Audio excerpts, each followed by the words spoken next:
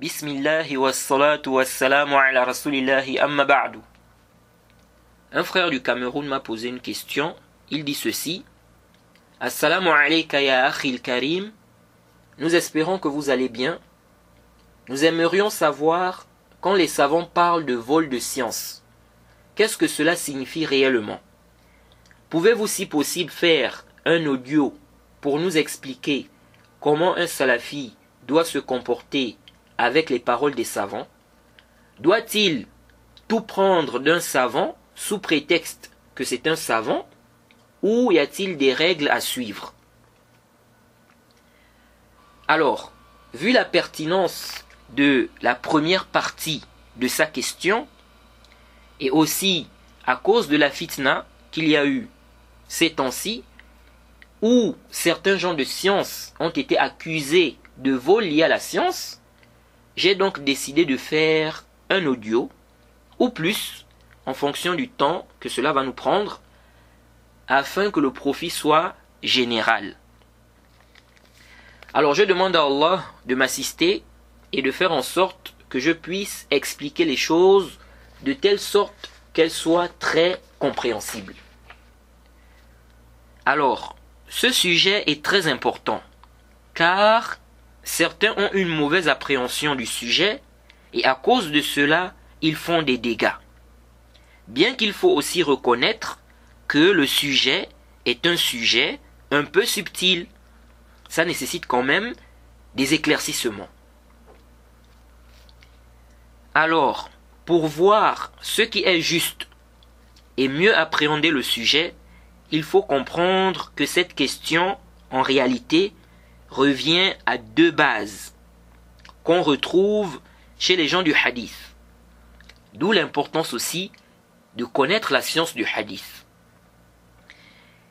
Alors, cette question, en réalité, revient à deux bases qu'on retrouve chez les gens du hadith, comme je l'ai dit précédemment. La première base concerne ce qu'on appelle le tadlis et ce qu'on appelle le sariqatul hadith, le vol du hadith. Et la deuxième base est la différence qu'il y a entre les deux. Celui qui a bien compris ces deux bases-là, il va mieux appréhender la question du vol lié à la science, ou encore ce que je pourrais appeler le vol scientifique. Mais avant d'amorcer la question proprement dite, il faudrait qu'on puisse déjà appréhender le concept définitionnel. Qu'est-ce qu'on entend par tadlis? Et qu'est-ce qu'on entend par sariqatul hadith, le vol du hadith? Alors, en ce qui concerne le tadlis, il y a toute une divergence entre les savants. Mais on ne va pas rentrer dans cette divergence-là. On ne va pas rentrer dans cette divergence-là ici. Ce n'est pas le but. Le prochain livre qu'on va expliquer dans la science du hadith, si Allah nous facilite, on parlera de cette divergence-là en détail là-bas. Inch'Allah.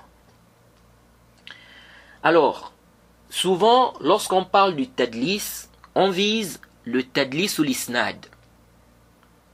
Sinon, il y a plusieurs catégories de tadlis. Et dans le Nuzha, on a parlé des différentes catégories de tadlis. Mais ce qui nous intéresse ici, par rapport à notre sujet, c'est le tadlis ou l'isnad. Qu'est-ce que c'est en réalité? Alors, on dit أن يروي الراوي عمن سمع منه ما لم يسمع منه بألفاظ تحتمل السماع. Le tadlis ou l'isnad, c'est le fait qu'un rapporteur rapporte de celui de qui il a entendu ce qu'il n'a pas entendu de lui, mais en utilisant des termes qui peuvent faire croire qu'il a entendu de lui. Vous voyez? Même si je penche maintenant plus vers l'avis des savants qui ne conditionnent pas que le rapporteur ait entendu ou rencontrer celui de qui il rapporte. Mais que ce qui est pris en considération, c'est le iham, c'est-à-dire le fait de faire ce qui laisse croire qu'on a entendu ce qu'on rapporte de la personne elle-même. Mais bref, cela n'a pas vraiment un impact considérable dans ce qu'on va dire. Donc, restons d'abord sur cette définition qu'on a donnée, et qui est la définition la plus connue des gens. Alors, pour ceux qui ne comprennent peut-être pas, en résumé, et de façon plus simple, le mudallis fait quoi? Il a un cher. Il a entendu des récits de lui. Maintenant, on a certains hadiths, certains récits qu'il n'a pas du tout entendu de lui. Il rapporte ces récits-là de lui en disant « d'après mon cher ». Par exemple, si son cher s'appelle Aïssa, il dit « d'après Aïssa ». Ou bien « Aïssa a dit ». Jade, mais il n'a pas entendu ces récits précis-là de son cher. Il n'a pas entendu ces récits précis-là de son cher. Donc, qu'est-ce qu'il a fait en réalité? Il a enlevé l'intermédiaire entre lui et son cher. Jade. Maintenant, le mudallis peut être faible comme il peut être digne de confiance. Mais ce qui nous intéresse ici, c'est le mudallis qui est digne de confiance. Le mudallis qui est digne de confiance, si on prend l'exemple qu'on a mentionné, donc de celui dont son professeur se nomme Aïssa. Ce mudallis qui est digne de confiance, comme il ne peut pas mentir, car il est digne de confiance, donc il ne peut pas dire « mon professeur m'a dit », Aïssa m'a dit, car s'il dit ça, il est en train de mentir. Et il n'est plus digne de confiance. Donc il ne veut pas mentir. Qu'est-ce qu'il fait? Il utilise un terme qui prête à interprétations diverses. On peut comprendre ça, on peut comprendre ça. Il va dire d'après Isa. D'après Isa. Là je parle de l'exemple qu'on a mentionné. Celui dont son professeur se nomme Isa. Ça peut être Mohammed, ça peut être Ibrahim ou un autre nom. Donc ici, il va dire d'après Isa. Mais il n'a pas pris le récit là directement de Isa. Entre lui et Isa, il y a un intermédiaire. Mais Isa est connu pour être son professeur. Donc lorsqu'il dit d'après Isa, ou bien Isa a dit, comme on sait que c'est son professeur, on peut comprendre qu'il a entendu ça directement de Isa. Jade. Mais est-ce que réellement il a entendu ça directement de Isa? Non. Mais les termes qu'il utilise là, on peut comprendre cela de ces termes-là. Jade. Mais ce ne sont pas des termes clairs. Si je dis d'après un tel, ça ne veut pas forcément dire que j'ai entendu ce que je dis là de lui. Si je dis un tel a dit, ça ne veut pas forcément dire que j'ai entendu cela moi-même de lui. Il se peut que j'ai entendu cela de lui, il se peut que non. Donc, le mudallis en fait, il utilise un terme où on peut comprendre qu'il a entendu, comme on peut comprendre qu'il n'a pas entendu directement de celui de qui il rapporte. Et c'est connu que chez les gens du hadith, des rapporteurs utilisent le terme d'après, donc an, et le terme qala, lorsqu'ils rapportent de leurs professeurs, des choses même qu'ils ont entendues d'eux. Et c'est là où il y a l'ishkal. Parce que le mudallis, on sait qu'il rapporte de son professeur. Donc de celui de qui il a entendu. Celui qu'il a rencontré. Donc si on se base sur la définition qu'on a donnée. Donc de là il y a la confusion. Donc le mudallis, il vient, il te dit d'après un tel. Donc qu'est-ce qu'il fait en réalité? Il enlève l'intermédiaire qui est entre lui et son professeur. Il rapporte directement de son professeur. Mais il n'a pas menti. Pourquoi? Parce qu'il n'a pas dit « j'ai entendu de mon professeur ». Il n'a pas dit « haddathani fulan ». Si on prend l'exemple qu'on a mentionné, il dit « d'après Isa » ou bien « Isa a dit ».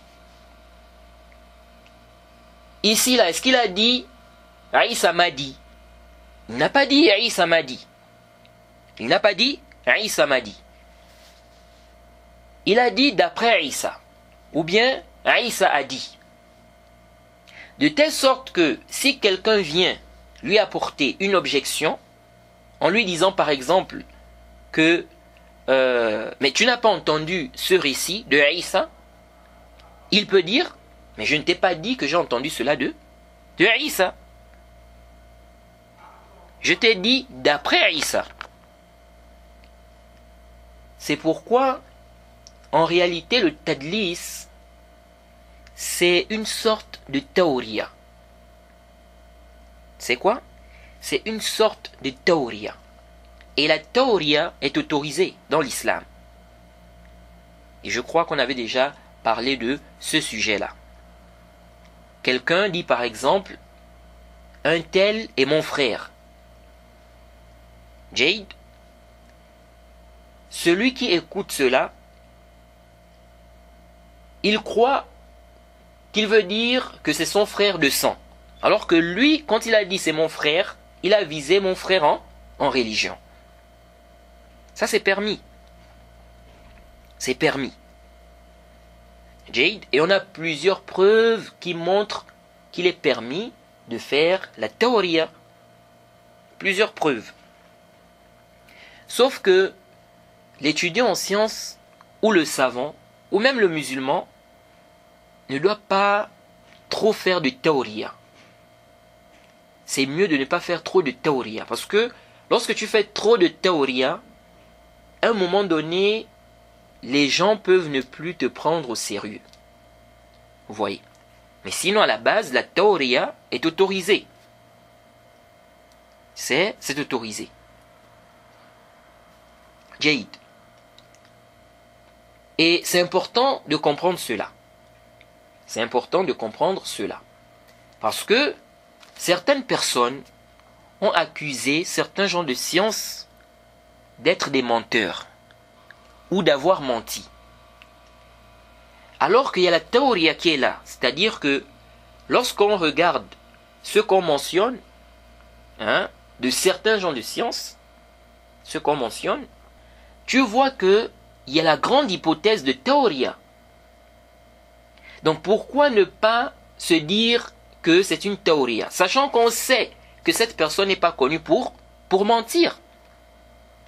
Mais directement, des gens se précipitent. Non, un tel ment. Un tel a menti. Et intabihu, un savant peut même accuser un autre savant de mensonge. Et on ne prend pas ça en compte. Un savant peut même dire sur un autre savant que c'est un kazab. Et on ne prend pas ça en compte. Car ça contredit ce qui est connu de ce savant-là. Et on a des indices qui montrent que celui qui a accusé l'autre d'être un menteur là, il a fait une mauvaise interprétation ou bien il y a un problème de compréhension. Vous voyez? Donc, dire qu'un tel est un menteur alors que ce qui est connu de lui, c'est le contraire, ce n'est pas une petite chose. On ne doit pas, n'est-ce pas, accepter ça comme ça, sans preuve claire. Parce que cette parole-là contredit ce qui est connu de la personne. Donc il faut une preuve claire. C'est pourquoi lorsque vous lisez même les livres de l'éloge et de la critique, vous allez voir même que certains gens de science ont accusé d'autres d'être des menteurs et des savants n'ont pas accepté cela. Et j'avais déjà donné un exemple avec l'imam Ibn Khuzayma. Il avait dit que c'est prouvé chez moi que ceux-là, donc As-Sabri, Yahya Ibn Mansour, sont des menteurs. Pourtant, ce sont des imams. Il a dit, ils ont menti sur moi alors que je suis encore vivant. À tout celui qui cherche la science, il lui est interdit d'accepter quoi que ce soit dans ce qu'il raconte sur moi. Et Ibn Abi Osman est le plus menteur d'entre eux. C'est l'imam Ibn Khuzayma qui dit cela, sur des gens de science. Qu'est-ce que l'imam Zahabi a dit lorsqu'il a mentionné cette parole d'Ibn Khuzayma? Il a dit ceci, dans Siyar, A'lam al-Nubala, tome 9, page 221. L'imam Zahabi a dit, ce ne sont pas des menteurs. Il a dit quoi? Il a dit, ce ne sont pas des menteurs, ce sont des imams dignes de confiance. Donc Ibn Khuzayma les a accusés de mensonges. Il dit que ce sont des menteurs. L'imam Zahabi dit, ce ne sont pas des menteurs, ce sont des imams dignes de confiance. Le cher, donc Ibn Khuzayma, il dit le cher a parlé ici par rapport à ce qu'on lui a rapporté d'eux. Kala Avilis, celui qui propage des calomnies et du namima. Vous voyez? Donc, l'imam Zahabi n'a pas accepté cette parole d'Ibn Khuzayma. Et il n'a pas aussi dénigré Ibn Khuzayma pour cela. Vous voyez? Et ça c'est connu chez les gens de science. Celui qui lit les livres de l'éloge et de la critique, qui a un peu étudié la science de l'éloge et de la critique, il sait qu'il y a des gens, n'est-ce pas, il y a parmi les gens de science, certains qui ont critiqué d'autres en les accusant de mensonges. Et d'autres savants ont réfuté cela. Ils n'ont pas pris cela en compte. Donc ce n'est pas parce qu'un savant dit qu'un autre savant est un menteur, ou ce n'est pas parce qu'il dit, si on lui pose la question sur un tel, il dit Kazab, ce n'est pas parce qu'il a dit ça que ça veut forcément dire qu'on doit prendre ça en compte. Jade, parce que, oui, c'est vrai que ça c'est une critique détaillée. Lorsqu'on accuse quelqu'un, lorsqu'on dit que quelqu'un est un menteur, c'est une critique détaillée. Mais ce n'est pas parce que c'est une critique détaillée que ça veut forcément dire qu'on doit accepter ça. Ntabihu. Pourquoi? Comme je l'ai dit, parce qu'il se peut que celui qui a accusé s'est basé sur il a fait une mauvaise interprétation des propos de l'autre, ou bien il s'est basé sur quelque chose qui n'était pas juste, etc., etc. Et on voit ici que l'imam Zahabi n'a pas pris en considération la parole de l'imam Ibn Khuzayma, qui accusait des imams d'être des menteurs. Vous voyez, il explique qu'il s'est basé sur ce qu'on lui a rapporté. Vous voyez. Donc il faut faire attention à cela, parce que il y en a parfois, ils ne comprennent pas certaines règles, et ils pensent que dès qu'on dit seulement qu'un tel a menti, ou bien tel est un menteur, aussitôt on doit forcément prendre ça. Non. Non. Intabihu lihaza. Il faut faire attention à cela. Sachant que même le fait de parler du mensonge là, on peut parler du mensonge et on vise, n'est-ce pas, le fait que la chose soit contraire à sa réalité. Même si celui qui a eu à dire ça n'a pas fait cela volontairement. Et ça c'est connu, je crois qu'on a déjà parlé de cela. Bref, ce que je voulais expliquer ici c'est quoi? C'est que la tawriya est autorisée. Et on a plusieurs textes qui montrent la permission de la tawriya.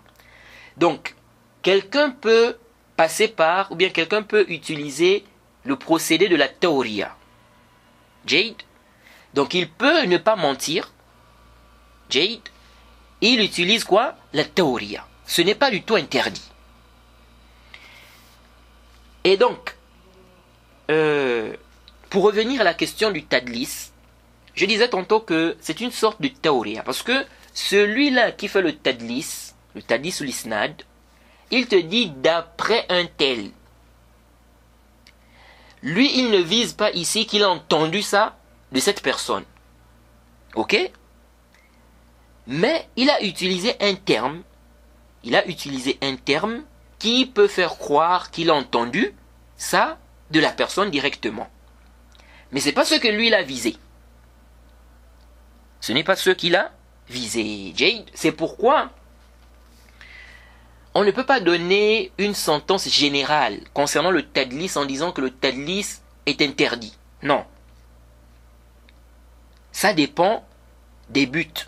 Pourquoi la personne a fait le tadlis? Parce que celui qui fait le tadlis le fait pour des raisons. Et on a vu ça dans le Nuzha. Quelqu'un peut faire le tadlis, il enlève l'intermédiaire parce que cet intermédiaire-là est faible. Ici, l'on dit non. Il ne doit pas le faire. Parce que lorsqu'il enlève l'intermédiaire qui est faible, et il rapporte directement de son cher, les gens peuvent croire qu'il a pris ça. Il a pris le récit de son cher, ils vont penser que c'est authentique. Alors qu'il a pris ça d'un faible. Vous voyez? Donc, tout dépend en fait des buts. Parmi les raisons du tadlis, il y a l'orgueil, il y a la honte. Le rapporteur a honte de mentionner son cher. Parce qu'il est plus petit que lui. Vous voyez? Donc il va se dire que les gens vont dire que voilà, il est allé prendre la science auprès d'un petit. Et donc il enlève son cher. Il rapporte directement de son autre cher. Vous voyez?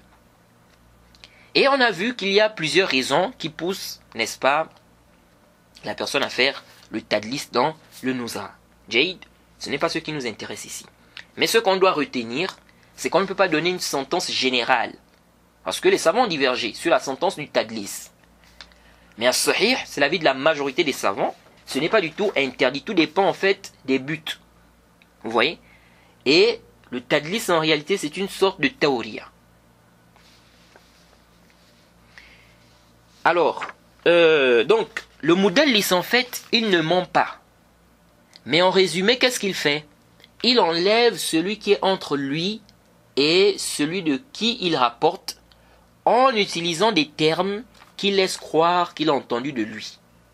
Donc de celui de qui il rapporte. Sans toutefois prétendre qu'il a entendu de lui. Quant à celui qui fait le sariqatul hadith, le vol du hadith, c'est quelqu'un en réalité qui prétend avoir entendu un hadith alors que non. Par exemple, quelqu'un rapporte un hadith d'une personne avec une chaîne de transmission. Celui qui vole le hadith vient prétendre qu'il a aussi entendu ce hadith. Ou encore, il trouve un livre, il le prend et prétend qu'il a lu le livre devant l'auteur de ce livre. Ou qui lui a permis de rapporter cela de lui. Ou de façon simple et de façon claire.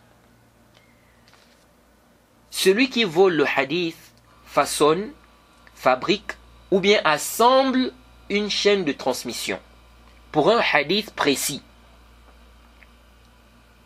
Jade, c'est-à-dire, il prend le hadith de quelqu'un, il se l'attribue avec une chaîne de transmission venant de lui-même, qu'il a lui-même assemblé.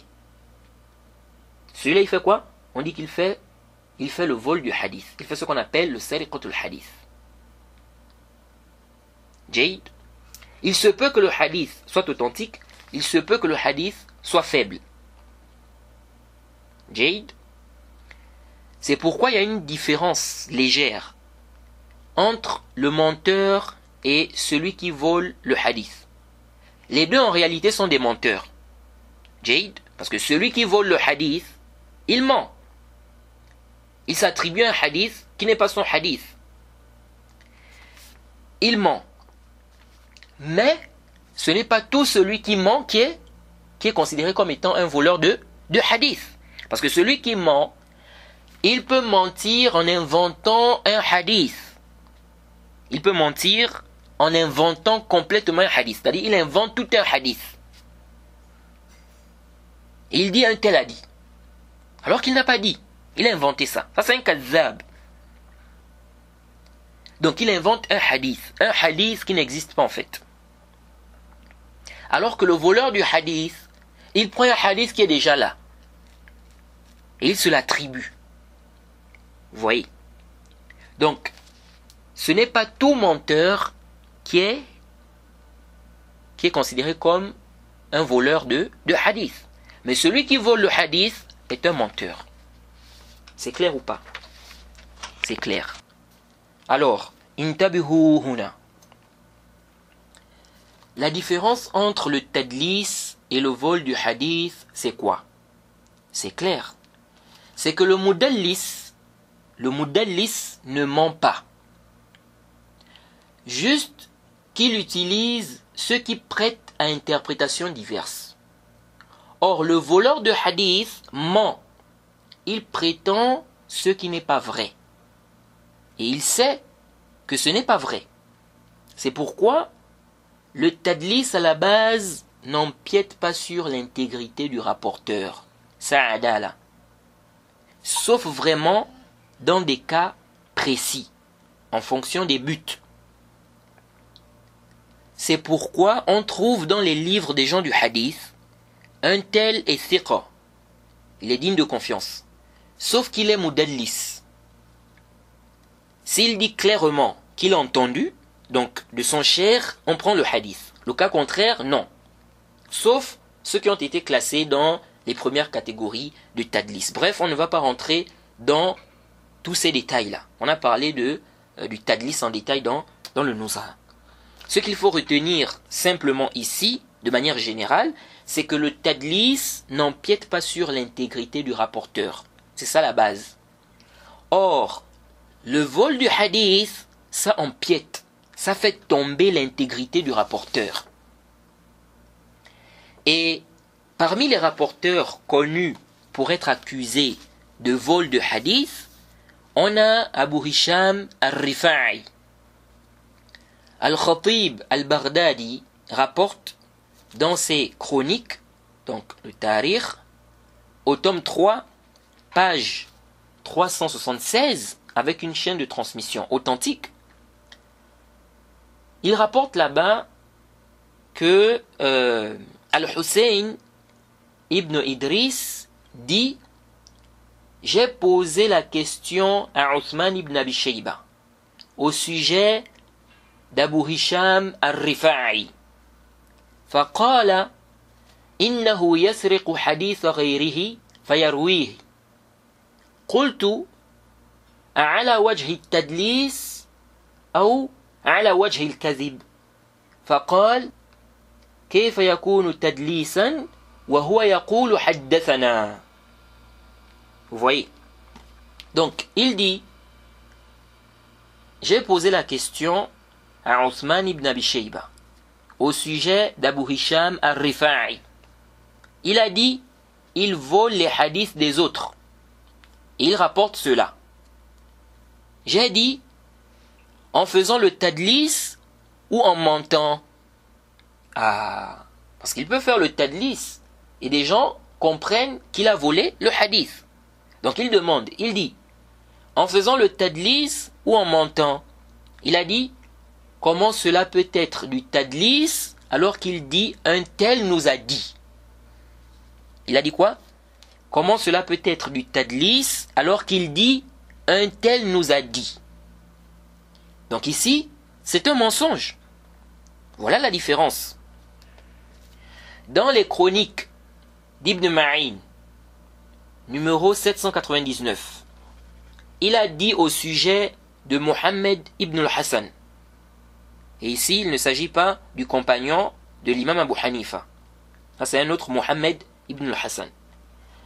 Donc, Ibn Ma'in a dit concernant ce Mohammed-là, ibn al-Hassan, Laysa bithiqa, kana yasriqu al-hadith. Il a dit, il n'est pas digne de confiance, il volait les hadiths. Il n'est pas digne de confiance, il volait les hadiths. Et Ibn Hibban a expliqué ses propos en disant يسرق الحديث ويروي عن الثقات ما لم يسمع منهم من غير تدليس عنهم. Il dit, ça c'est dans Al-Majruhin au tome 2 à la page 275, Ibn Hibban dit, parlant de ce rapporteur, il volait les hadiths.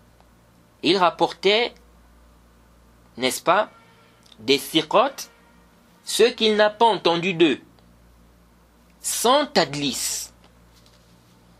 Sans quoi? Sans tadlis. Dans Lisan ul-Mizan, au tome 5, à la page 438,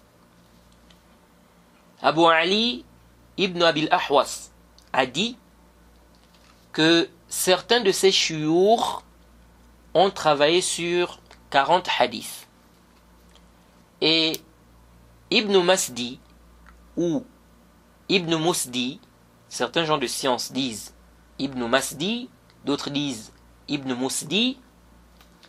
Donc, Ibn Masdi ou bien Ibn Musdi, Mohammed ibn Yusuf, a assemblé des chaînes de transmission. Il a fait des chaînes de transmission.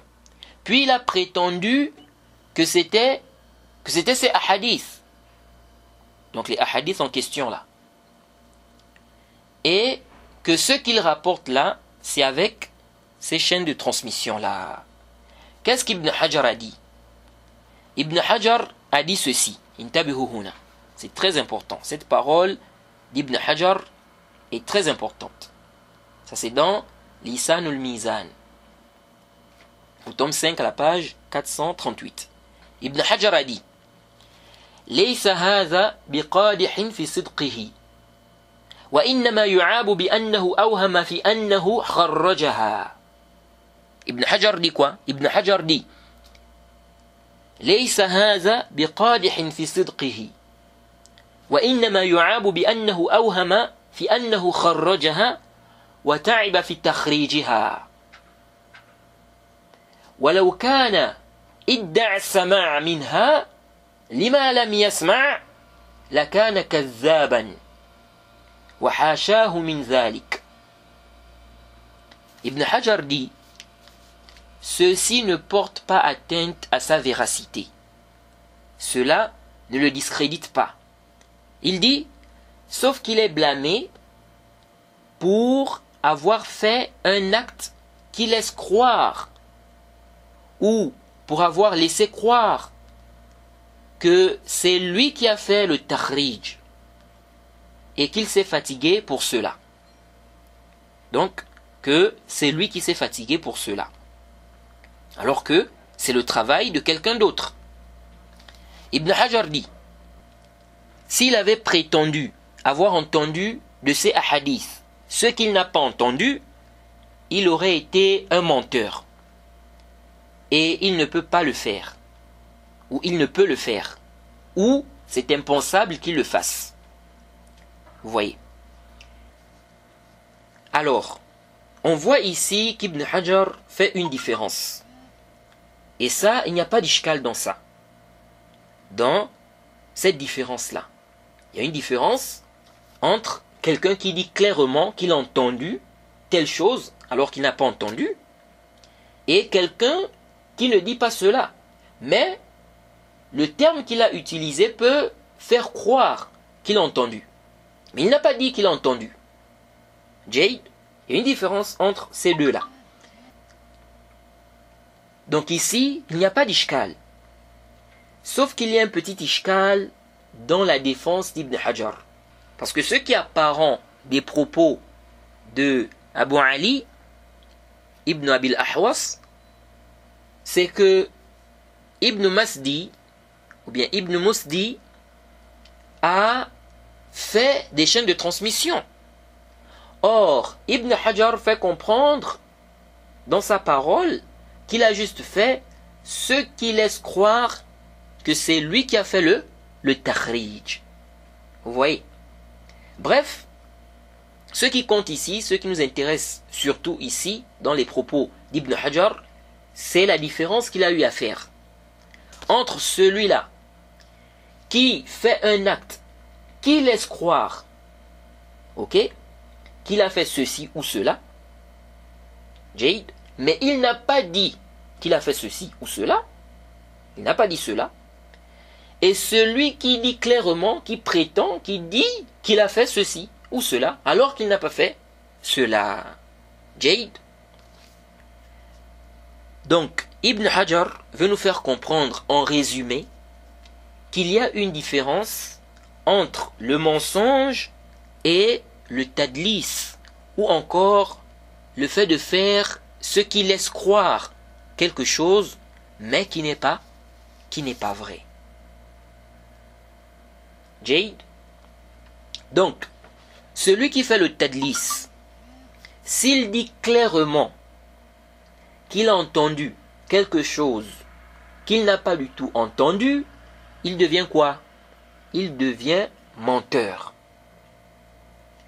Mais s'il utilise des termes qui laissent croire qu'il a entendu, mais il n'a pas dit cela, il n'a pas dit qu'il a entendu, le terme qu'il a utilisé, on peut comprendre qu'il a entendu, comme on peut comprendre qu'il n'a pas du tout entendu. Mais lui, lorsqu'il a utilisé ce terme, il a visé le sens qui est aussi utilisé, n'est-ce pas, par ce terme, et qui est que la personne rapporte simplement. Elle n'a pas directement entendu. Elle n'a pas directement entendu. Le seul problème, c'est qu'en utilisant ce terme, ça laisse croire qu'il a entendu lui-même ce qu'il rapporte. Vous voyez. Mais ce n'est pas ce qu'il a visé. Et donc en réalité, il n'a pas menti. Il n'a pas menti. Il a utilisé un terme, n'est-ce pas? Ce terme-là, on peut comprendre qu'il a entendu, on peut comprendre qu'il n'a pas entendu, et on peut utiliser ce terme-là pour, n'est-ce pas, exprimer une chose qu'on n'a pas du tout entendue. Donc lui, il a utilisé ça dans ce sens-là. Sauf que le terme-là, on peut comprendre qu'il a entendu. Jade. Donc ici, on ne dit pas qu'il a menti. On ne dit pas qu'il a menti. Jade. J'espère que c'est clair. Maintenant, intabihu huna. Concernant le tadlis, il y a une exception que les gens du hadith mentionnent, où le rapporteur utilise le terme « un tel nous a dit » ou « nous a rapporté ». Pourtant lui-même, il n'a pas entendu cela de cette personne. Et les savants ne considèrent pas cela comme étant un mensonge. Ah, mais ça c'est très subtil. Intabihu huna. Nous avons deux cas. Le premier cas, le rapporteur dit « un tel nous a dit ».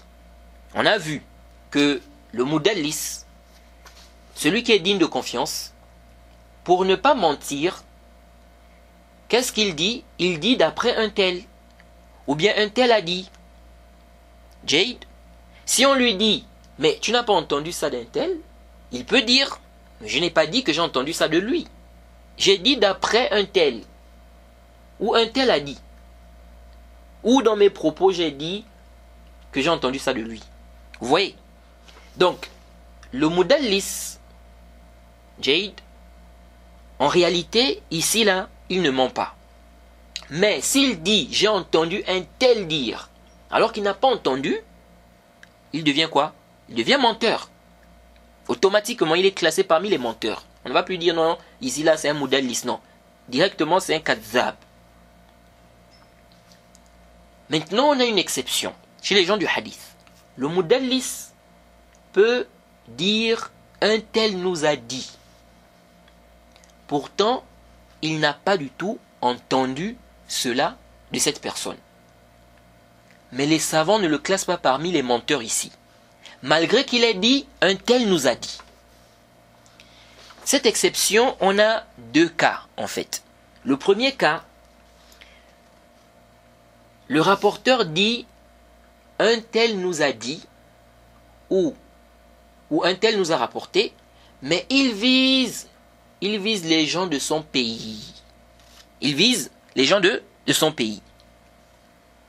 Un exemple, quelqu'un est algérien, il dit un tel nous a dit, mais il vise ici par nous les Algériens. Donc un tel nous a dit nous les Algériens, car la personne s'est adressée aux Algériens par exemple. Donc il va dire par exemple, lorsqu'un tel est venu en Algérie, il nous a dit, c'est-à-dire nous les Algériens, ou il nous a rapporté ceci ou cela, donc nous les Algériens.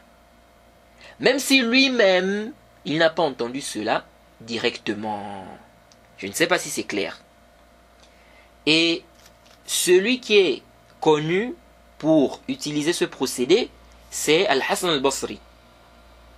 C'est venu dans le livre Al-Ilal de Ali ibn al-Medini, le professeur de l'imam al-Bukhari. C'est venu là-bas, donc à la page 51 du livre, il a dit, et dans le hadith d'Al-Hassan, Ibn Abbas nous a fait un discours ou un sermon à Basra. Qu'est-ce qu'il a dit? Il a dit, أخرجه أبو داود إنما هو كقول ثابت قدم علينا عمران ابن الحسين ومثل قول مجاهد خرج علينا علي وكقول الحسن إن سراقة ابن مالك ابن جعشم حدثهم وقوله غزا بنا مجاشع ابن مسعود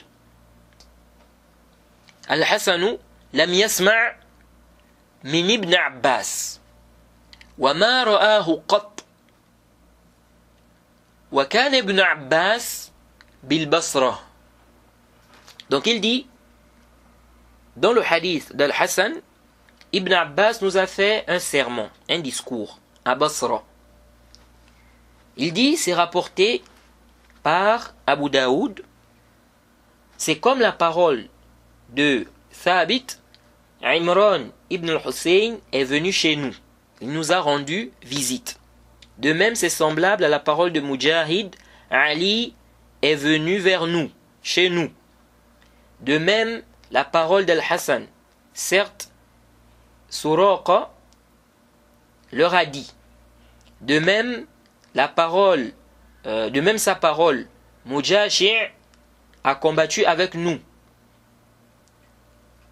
Ensuite, il dit, donc Ibn al-Medini, Al-Hassan n'a pas entendu d'Ibn Abbas. Il ne l'a même jamais vu. Ibn Abbas était à Basra. Donc, qu'est-ce qu'il veut dire ici? Il veut dire en fait que cette parole d'Al-Hassan, Ibn Abbas nous a fait un discours, un sermon, c'est semblable aux paroles des autres gens de science qu'il a mentionné là.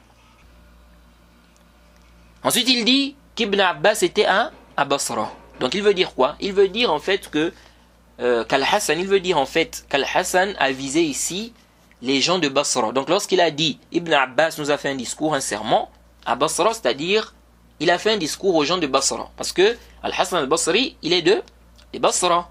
Donc c'est un peu ça. Ibn Abi Hatim a rapporté dans son livre Al-Marasil, numéro 99, que son père a dit.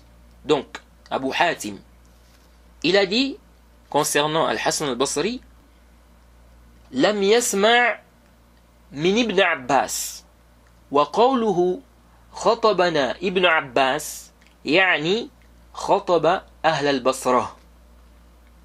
Il dit, Al-Hassan n'a pas entendu d'Ibn Abbas. Sa parole, Ibn Abbas nous a fait un sermon ou un discours. Il veut dire par là qu'il a fait un sermon ou un discours aux gens de Basra. Vous voyez. Donc, les savants n'ont pas considéré cette parole d'Al-Hassan al-Basri comme étant un mensonge. Et on sait sans aucun doute qu'Al-Hassan al-Basri n'est pas du tout un menteur. Donc, il n'a pas rencontré Ibn Abbas. Il n'a même jamais vu Ibn Abbas. Mais il dit quand même, Ibn Abbas nous a fait un sermon, un discours à Basra. Comment comprendre?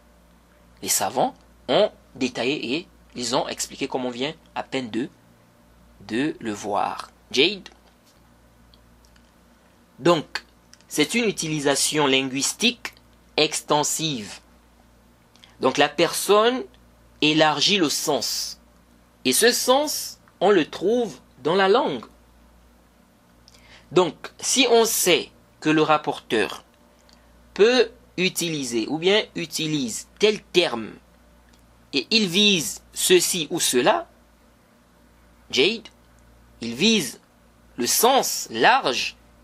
Ici, il n'y a aucun ishkal. Sachant que Al-Hassan al-Basri est connu pour être un mudallis. Vous voyez. Mais ici, là, les savants n'ont pas dit qu'Al-Hassan al-Basri est un menteur. Parce qu'il a dit, Ibn Abbas nous a fait un sermon. Sachant qu'il n'a jamais vu Ibn Abbas. Vous voyez. Donc ça, c'est le premier cas. Ça, c'est le premier cas. La personne utilise le terme, un tel nous a dit, nous a rapporté, mais la personne vise les gens de son pays. La personne vise les gens de son pays. Le deuxième cas, ou bien la deuxième exception, c'est le cas de celui qui a une terminologie propre à lui. C'est-à-dire, tellement il est sûr, convaincu, que ce qu'on lui a rapporté est authentique, c'est prouvé, il va dire un tel nous a dit. Pourtant, il n'a pas entendu cela de cette personne. Alors, on a Mohammed ibn Suleyman al-Barandi. Il rapportait d'Abu Bakr ibn Abi Shayba en disant Abu Bakr ibn Abi Shayba nous a dit. Alors qu'il n'a pas entendu de lui. C'était son istilah. Donc, sa terminologie. Le grand savant Abdurrahman ibn Yahya al-Muallimi, savant du hadith, a dit dans son grand livre At-Tankil bima fi ta'nib al-kawthari min al-abatil, au tome 2, à la page 705 à 706, il dit أقول هي قضية واحدة أطلق بعضهم أنها كذب وبعضهم أنها تحديث بما لم يسمع وبعضهم أنها تدليس خبيث. Il dit, je dis, il s'agit d'un même sujet, c'est la même question. Certains ont dit que c'est un mensonge.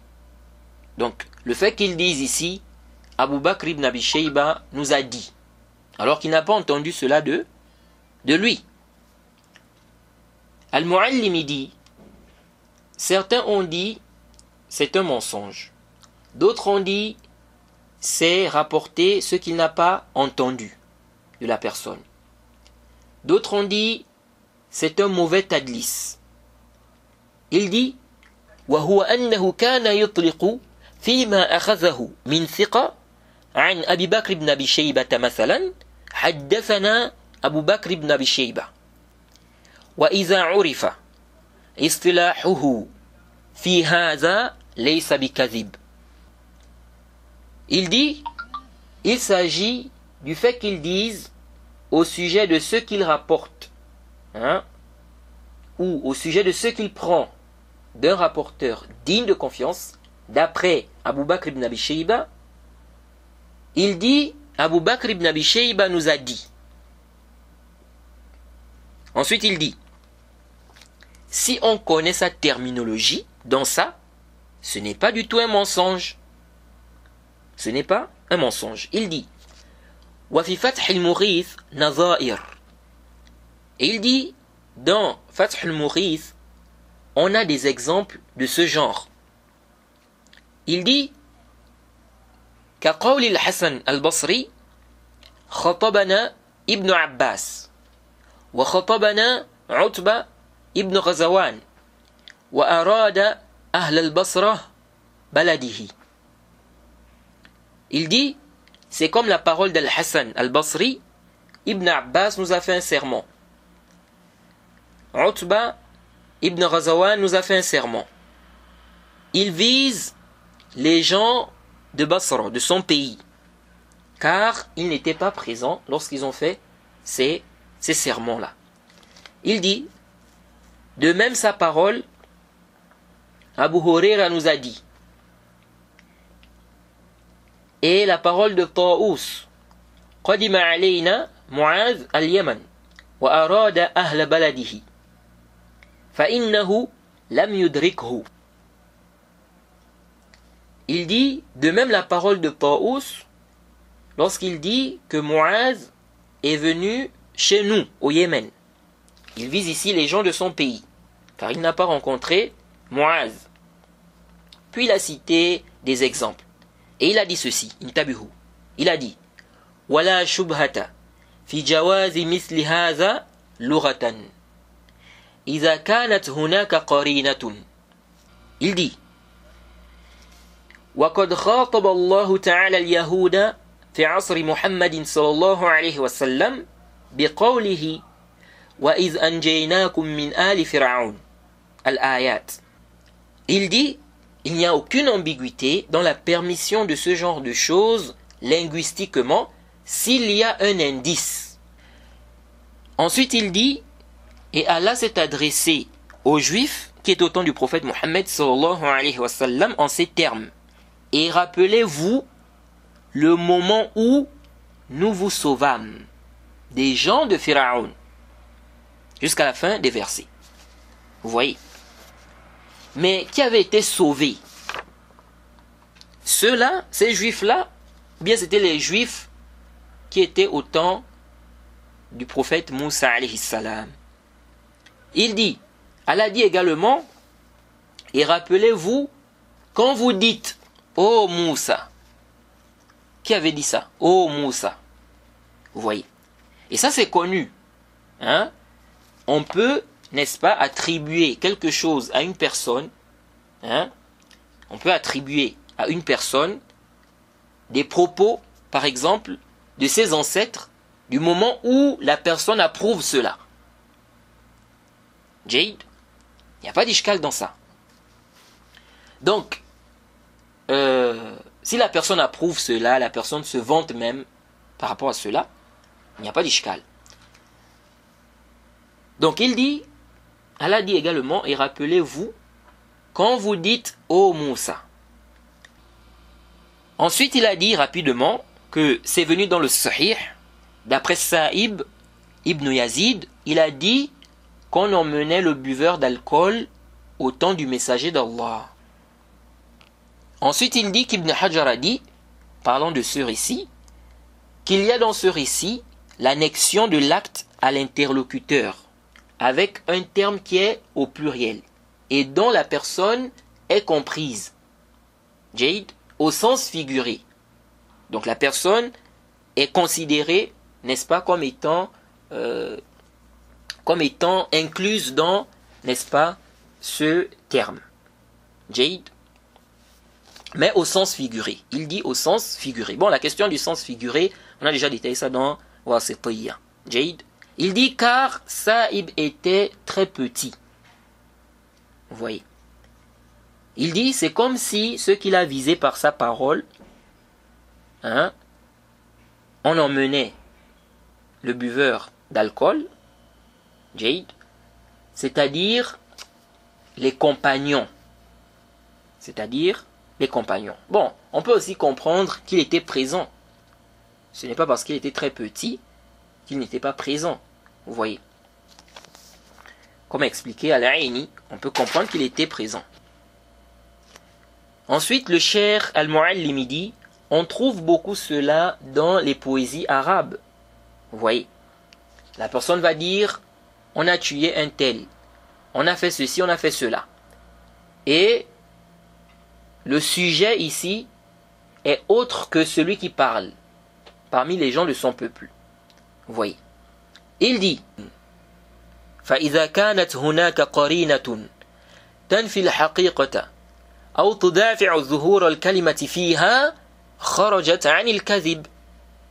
Il dit si on a donc un indice qui infirme la réalité ou qui repousse ce qui est apparent du terme. Donc, ce qui est apparent du terme, c'est qu'il a entendu directement de la personne. Mais si on a un indice qui repousse ce qui est apparent du terme là, donc il nous montre que ce n'est pas ce qui est visé. Jade, il dit, on sort ici du cadre du mensonge. Donc on ne dit plus que c'est un mensonge. On ne dit pas que c'est un mensonge.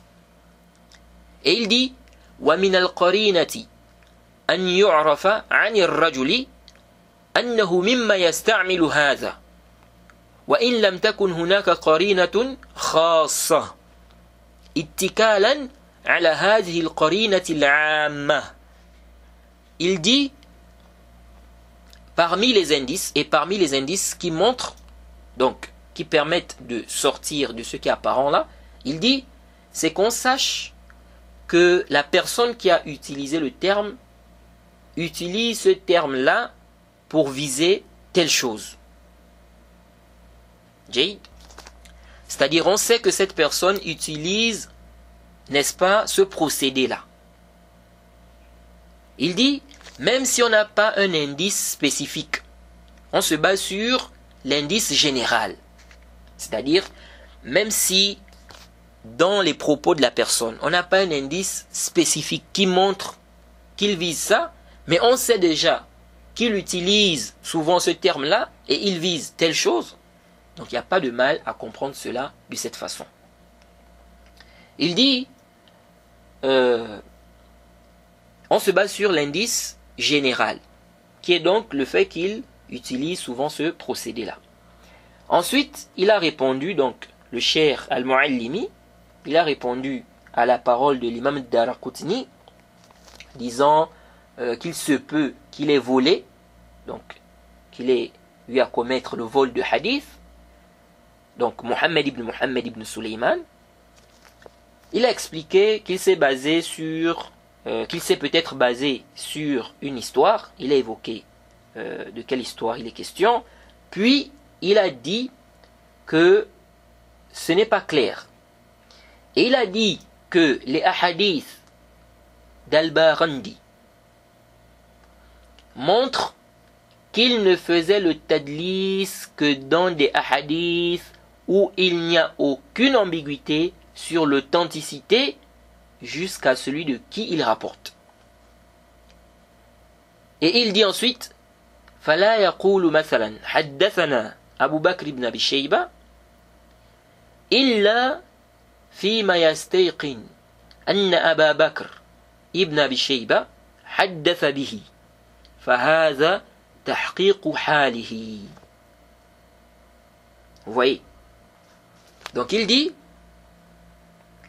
il ne va pas dire, par exemple, Abu Bakr ibn Abi Shayba nous a dit, si ce n'est dans ce dont il est sûr qu'Abu Bakr ibn Abi Shayba a eu à dire.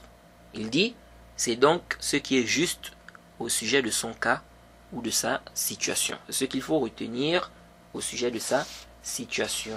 Vous voyez. Donc ici, là, c'est une terminologie qui est propre à lui. Vous voyez?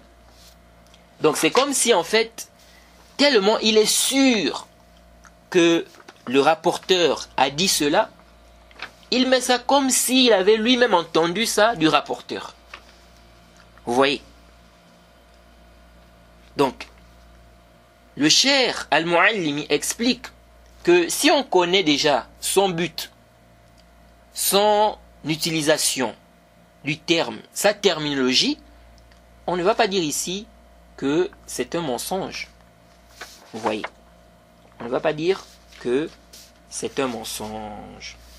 Alors si on a compris tout ça, quel est donc le jugement de ce que certains qualifient de vol lié à la science? Et est-ce vraiment du vol? Quelqu'un prend d'une autre personne sans préciser qu'elle a pris cela d'un tel, ou sans préciser qu'elle a pris cela de cette personne-là, sans mentionner où elle a pris cela, sans mentionner la source, c'est-à-dire elle a pris une parole d'une personne sans dire que cela vient de cette personne-là. Est-ce vraiment du vol ou elle a simplement délaissé ce qui est mieux à faire? Et à quel moment peut-on vraiment parler de vol lié à la science? Et qu'en est-il de quelqu'un qui prend le livre entier d'une personne et il se l'attribue? Ou quelqu'un qui prend l'écrit de quelqu'un, qui a mis son nom en bas. Lui, il vient, il prend cela, il efface le nom de la personne et il met son nom. Ou encore, ceux qui effacent les noms des traducteurs là, sur les traductions. Il y a des gens qui font ça. Quelqu'un a fait un travail de fond, parce que la traduction aussi demande des efforts. La traduction demande des efforts. L'autre a traduit, il a mis son nom en bas. Quelqu'un vient, il prend la traduction là, il enlève le nom. Jade, il enlève le nom. Parce que la traduction aussi, c'est quelque chose qui est lié à la religion. Lorsqu'on traduit des paroles des savants, des hadiths, c'est lié à la religion. Donc on doit savoir aussi qui traduit. Parce qu'il y a des gens qui traduisent mal. Donc certains parfois retirent les noms des traducteurs. Vous voyez? Donc la personne va prendre la traduction de l'autre, la personne retire son nom, et puis la personne propage ça comme ça. Pourtant, celui qui a fait la traduction a mis son nom. Ce n'est pas qu'il a traduit comme ça, il a laissé. Il a mis son nom. Donc la personne prend la traduction, la personne enlève le nom, et la personne propage ça comme ça. Quelle est la sentence de ces gens-là, les gens qui font ça? Et c'est peut-être pour cette raison que certains traducteurs préfèrent mettre leur traduction en image. Car en image, il est un peu difficile de retirer quoi que ce soit.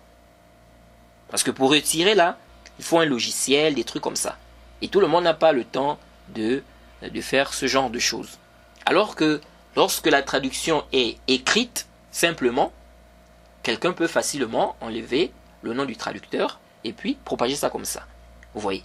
Bref, quel est le jugement de tout cela?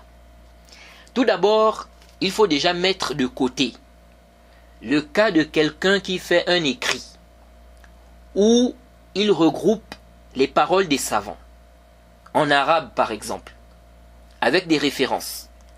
Quelqu'un vient, il prend par exemple l'une des paroles des savants et il propage cela, sans dire qu'il a pris ça de l'écrit d'un tel. C'est-à-dire, quelqu'un a fait un écrit où il a regroupé des paroles des savants. Il a mis par exemple des paroles du Cheikh Bin Baz, des paroles du Cheikh Ibn Uthaymin, des paroles du Cheikh Al-Albani. Maintenant, quelqu'un vient, il prend par exemple une parole du Cheikh Bin Baz, ok, avec la référence, et il propage ça, sans dire qu'il a pris ça dans l'écrit d'un tel. Alors ça déjà, il faut exclure ça du bahth. Ça ne rentre pas dans notre bahth ici. Il n'y a pas d'ishkal concernant cela. Ce n'est pas interdit. Ce n'est pas interdit. Jade. Parce que c'est une parole générale ici. C'est une parole générale. Lui, il a juste pris ces paroles-là, il a mis ça dans un endroit. Ok? Donc si quelqu'un prend la parole du savant, qui est en arabe là, avec la référence, il propage ça, ça c'est pas un ishkal. Ce n'est pas du tout un ishkal. Jade. Donc même s'il n'a pas dit j'ai pris ça dans l'écrit d'un tel, parce que c'est une parole qui est générale, c'est la parole du savant, ok? Comme il peut aussi revenir au livre du savant et puis prendre ça du livre du savant. C'est-à-dire que quelqu'un a mentionné une parole du Cheikh bin Baz avec la référence. Hein? Ça se trouve dans tel livre. La personne va prendre le livre en question, le livre du Cheikh bin Baz là, et la personne retire la parole là-bas. La personne peut le faire. Mais si la personne le fait, c'est-à-dire la personne prend la parole du Cheikh bin Baz directement de l'écrit de la personne, sans dire que j'ai pris ça de l'écrit d'un tel, ici il n'y a pas d'ishkal. Ça déjà écarté ça, du bahth. Ok? Donc là on ne parle pas de quelqu'un qui va prendre le travail d'une autre personne, comme la traduction. Hein? La personne va retirer le nom de la personne et puis elle va propager la traduction. Non. Là on parle de quelqu'un qui a juste regroupé des paroles des savants. Ces paroles-là existent dans des koutoub. La personne a juste enlevé ça des koutoub là, la personne a mis ça dans un écrit. Si quelqu'un vient, il prend l'une des paroles, ok, il propage ça, sans directement dire que j'ai pris ça dans tel écrit, ici il n'y a pas d'ishkal. Jade. Alors, le problème ici, c'est quelqu'un qui fait un écrit, qui explique une chose, avec ses mots, qui mentionne un argumentaire, avec ses mots, ou même l'argumentaire vient de lui. Quelqu'un vient, il prend cela sans dire « j'ai pris cela d'un tel ». Ça c'est le premier problème. Deuxième problème, il se l'attribue en faisant comprendre que c'est de lui. Lequel des deux est considéré réellement comme vol? Et est-ce que cela implique une mise en garde? Est-ce que cela fait tomber la personne? Alors si on a bien compris ce qu'on a expliqué concernant le tadlis et le vol du hadith, si on médite bien, on se rend compte que le tadlis ou l'isnad, en fait, c'est un rapportage sans mentionner la source, c'est-à-dire celui de qui on a pris le récit. Car le mudallis fait quoi? Il enlève celui de qui il a pris le récit. Et il dit directement d'après un tel. Ou un tel a dit. C'est pourquoi la question doit être présentée ici de quelle façon? De la façon suivante. Comme certains gens de science ont dit. Si on a un savant, ou un étudiant en sciences, ou simplement quelqu'un qui est apte à enseigner, ou à parler dans un domaine, ou à expliquer une chose, si on a quelqu'un comme ça, qui rapporte de quelqu'un d'autre, ou mentionne les propos de quelqu'un d'autre, sans dire que cela provient de cette personne, ou sans mentionner son nom, mais il n'a pas menti, en prétendant par exemple que cela vient de lui. Et en faisant cela, il n'a pas causé du tort financièrement ou matériellement à celui auprès de qui il a pris cette parole-là.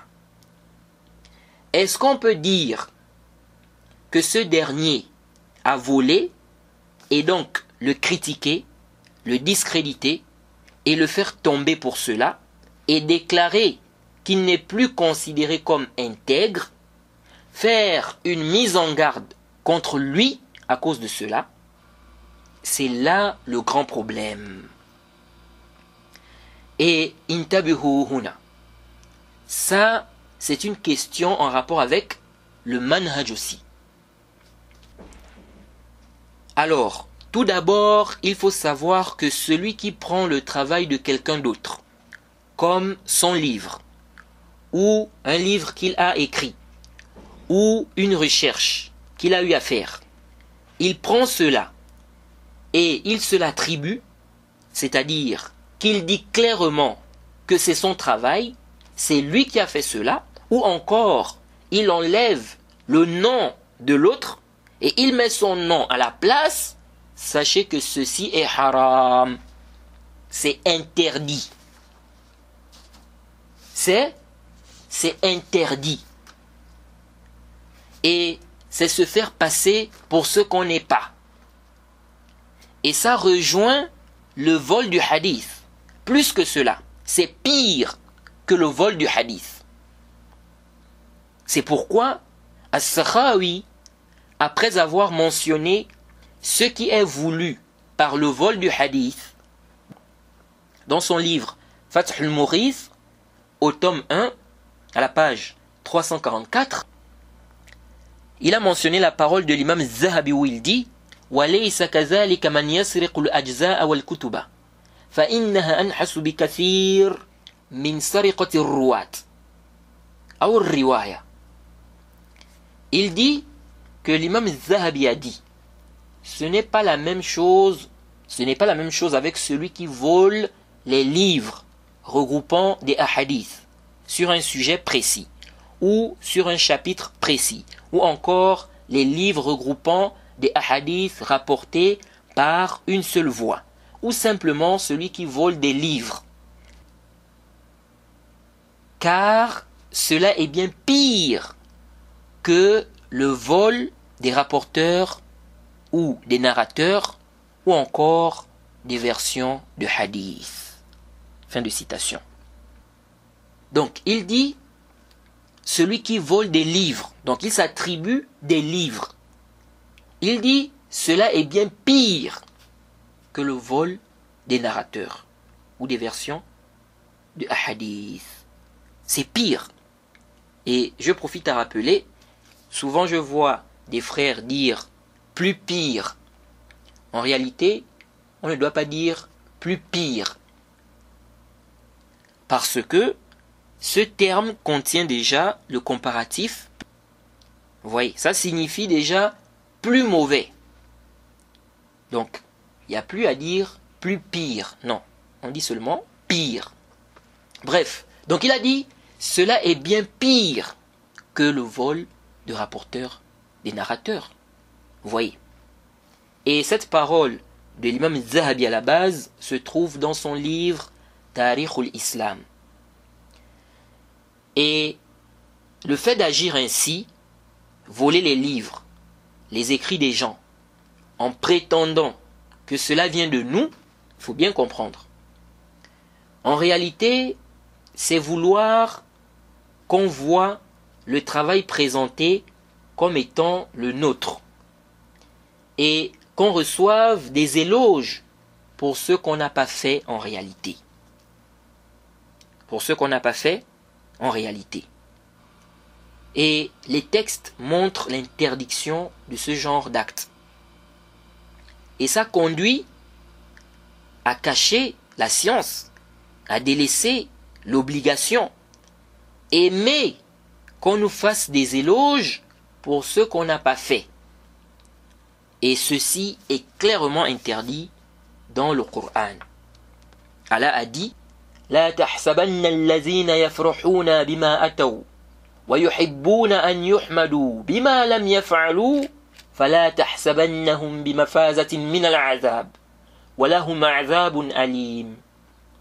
Sourate 3 au verset 188, Allah dit, dans une traduction rapprochée, ne pense point que ceux-là qui exultent de ce qu'ils ont fait, ou qui se réjouissent de ce qu'ils ont fait, et qui aiment qu'on les loue pour ce qu'ils n'ont pas fait, ne pense point donc qu'ils trouvent une échappatoire au châtiment. Qu'ils trouvent une échappatoire au châtiment. Pour eux, il y aura un châtiment douloureux. Et l'imam Shawkani, dans son tafsir, Fath al-Qadir, lorsqu'il a expliqué ce verset, qu'est-ce qu'il a dit? Il a dit ceci. وَقَدْ اخْتُلِفَ فِي سَبَبِ نُزُولِ الْآيَةِ كَمَا سَيَأْتِي وَالظَّاهِرُ شمولها لكل من حصل منه ما تضمنته عملا بعموم اللفظ وهو المعتبر دون خصوص السبب فمن فرح بما فعل وأحب أن يحمده الناس بما لم يفعل فلا تحسبنه بمفازة من العذاب. Même Shawkani dit, il y a eu une divergence concernant la cause de la descente du verset, comme on le verra par la suite. Et ce qui est apparent, c'est que le verset englobe tout. Écoutez bien, même Shawkani dit, et ce qui est apparent, c'est que le verset englobe tout celui qui fera ce que renferme le verset. Et ceci en prenant la généralité des termes, et c'est ce qui est pris en considération, et non la restriction du texte par la cause de sa descente. Et c'est ce qui est sahih. On a déjà vu cela dans les 3 fondements. On a vu que ce qui est pris en considération, c'est la généralité du texte, et non la restriction du texte par la cause, n'est-ce pas, de la révélation du texte, ou bien de la révélation ou la descente, n'est-ce pas, du texte. Donc, l'imam Shawkani dit ceci, intabihu. Il dit, et donc, quiconque va se réjouir de ce qu'il fait, et en même temps aimer que les gens le louent pour ce qu'il n'a pas fait, ne pense point qu'il trouvera une échappatoire au châtiment. Fin de citation. Vous voyez.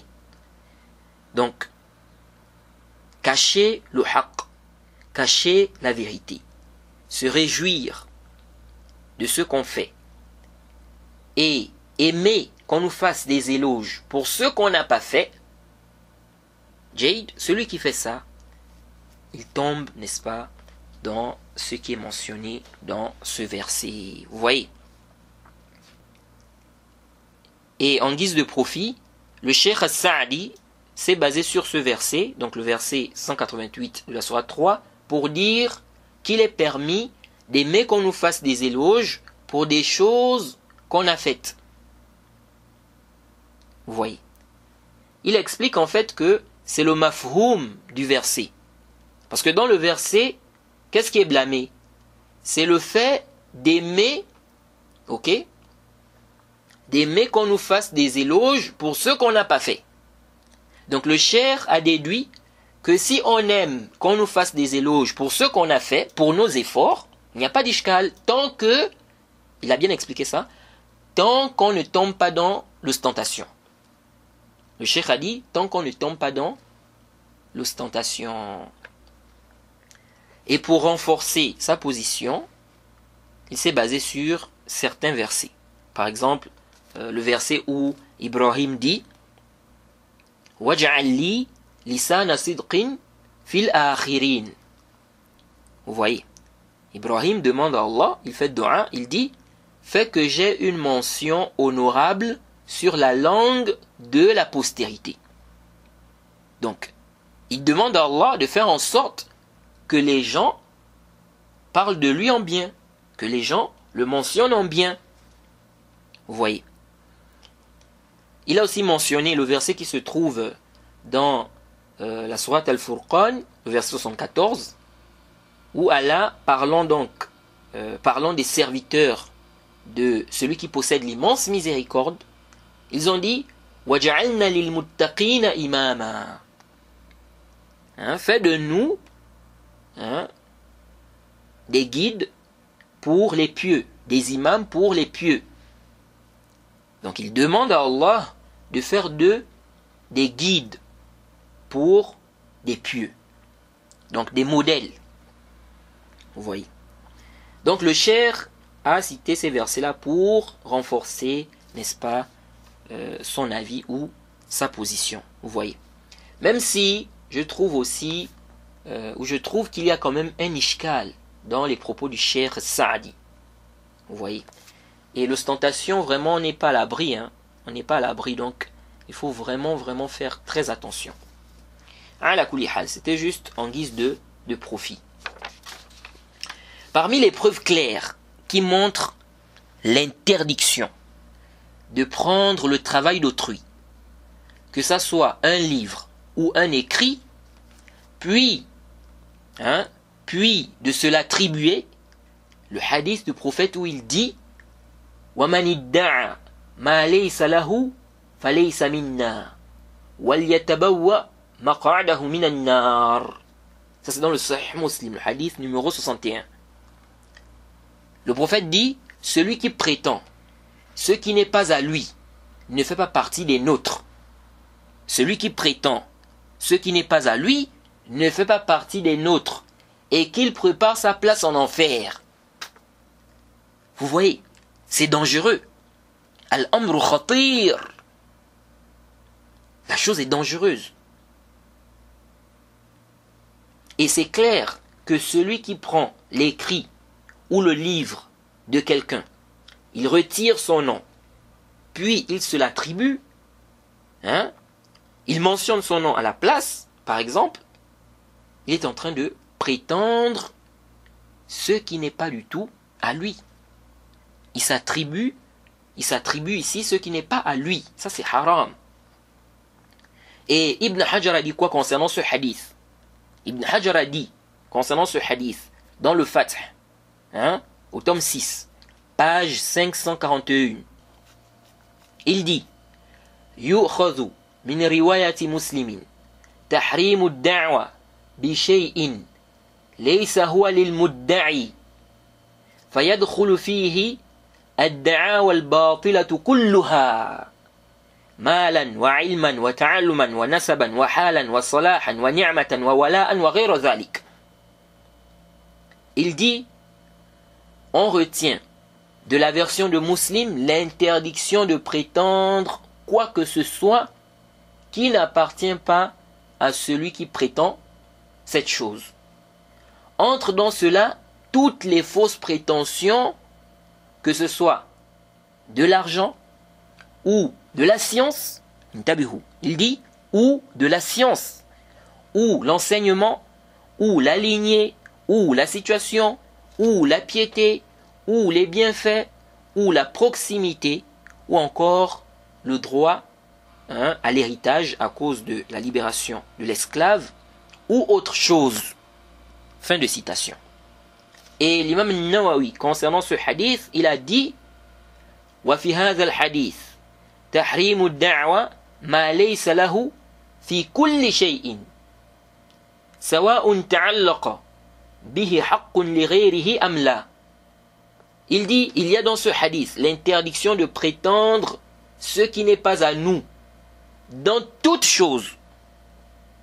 L'imam Nawawi dit quoi? Dans toute chose. Que cela soit en rapport avec le droit d'autrui ou non. Vous voyez.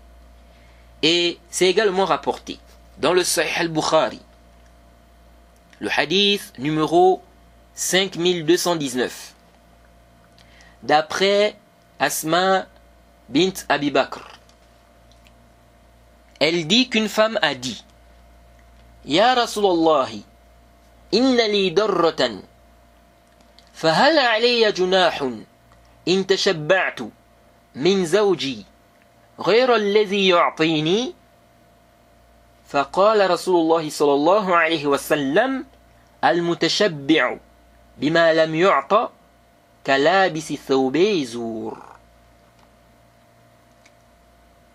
Asma bint Abi Bakr dit qu'une femme a dit Ô messager d'Allah, mon mari a une autre femme. Y a-t-il un mal si je prétends qu'il m'a donné ce qu'il ne m'a pas donné? Le messager d'Allah a dit celui qui prétend ce qui ne lui a pas été donné, ou celui qui se fait valoir de ce qu'on ne lui a pas réellement donné, est comparable ou est comme celui qui revêt une double tenue d'imposture. Vous voyez. Et il y a des gens comme ça, c'est connu dans un milieu que ceux qui s'habillent de telle façon, généralement, ce sont des personnes pieuses. Donc, quelqu'un va mettre ces vêtements-là pour faire croire qu'il est pieux, alors que c'est un pervers qui est là. Vous voyez. Et Ibn al-Qayyim s'est argumenté de ce hadith. Le hadith qu'on a cité là. Il a fait allusion à ce hadith pour réfuter des gens qui disaient qu'il faut faire du suivi aveugle. Il leur faisait comprendre qu'ils ont mentionné des arguments, qu'ils ont mentionné les arguments d'autres personnes, qu'ils ont présenté une science qu'ils n'ont pas en réalité. Ça c'est dans I'lamul Muwaqqi'in, au tome 3 à la page 383. De même, le Cheikh Al-Albani s'est argumenté de ce hadith pour interdire le vol lié à la science, le fait de prendre le livre d'une personne et de se l'attribuer, ou bien les recherches d'autrui. Et le Cheikh Al-Albani a beaucoup été victime de ce genre de choses. Des gens prenaient son travail et ils ne faisaient pas comprendre en fait que c'était le travail du cheikh. Vous voyez. Et des gens se l'attribuaient. Vous voyez ça. Bref. Donc, c'est clair. Et le vol lié à la science, la figure qu'on a mentionnée, donc quelqu'un qui prend le livre d'autrui, il se l'attribue, ou la recherche d'autrui, l'écrit d'autrui, il se l'attribue. Ça c'est haram, c'est interdit, sans aucun doute.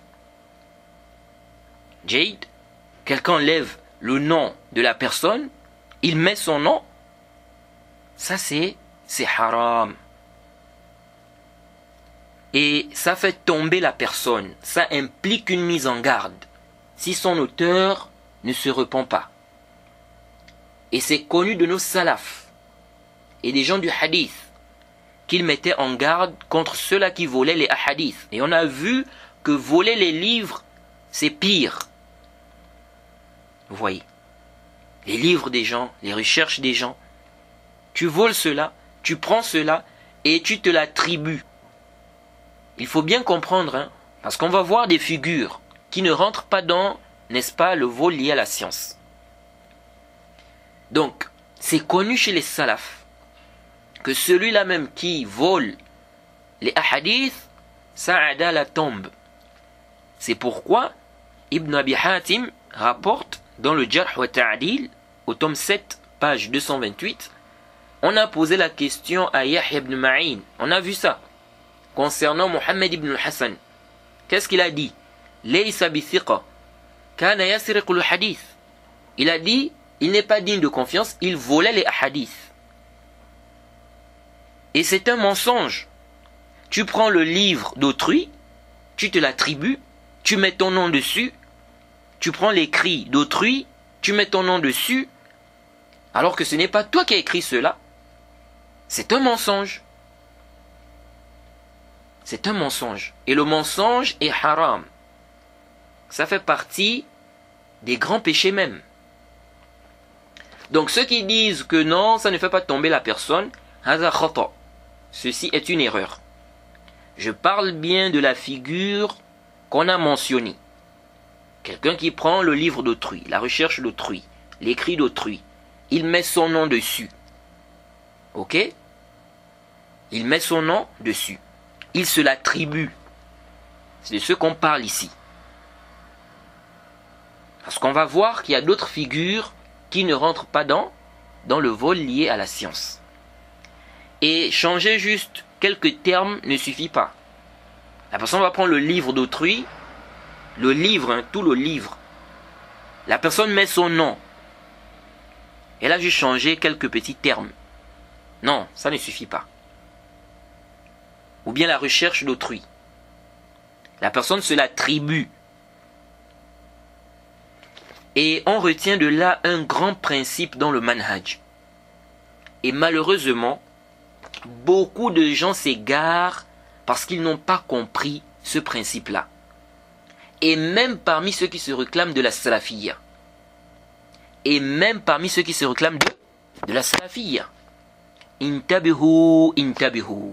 Le tamir, le laxisme s'est glissé dans les rangs de ceux qui se réclament de la sunna. Parce qu'ils n'ont pas compris ce principe-là. C'est quoi le principe? C'est que la mise en garde n'est pas limitée à l'erreur liée à l'innovation. Certains péchés qui ne sont pas des innovations peuvent impliquer une mise en garde. Ah, c'est très important. Comme le mensonge, le vol lié à la science, comme là. On voit que depuis l'époque des salafs, des gens de l'éloge et de la critique mettaient en garde contre les gens qui volaient les hadiths. Et on a vu dans la parole de l'imam Zahabi que voler les livres est pire. Donc a fortiori, ça doit impliquer une mise en garde. La adala tombe si la personne ne se répand pas. Les salafs mettaient en garde contre les menteurs. Car il y a des gens, si on fait une mise en garde contre quelqu'un, certaines personnes disent, est-ce un innovateur? Mais qui a dit qu'on ne fait la mise en garde que contre un innovateur? Où est le dalil? Où est la preuve de cela? Du Coran ou de la Sunna? Aïna dalil ala hadha? Les gens du hadith ont mis en garde contre les menteurs. Et cela pour préserver la religion. Un salafi peut être un menteur ou pas? Il peut être un menteur. Il y a des salafis qui mentent. Alors si on suppose qu'on a un salafi qui ment sur les savants, sur les gens, il donne des faux jugements, car il ment sur les savants, en disant par exemple que tel savant a dit que telle chose est interdite. Tel savant a dit que telle chose est une innovation. Donc il donne des faux jugements, en mentant sur les savants.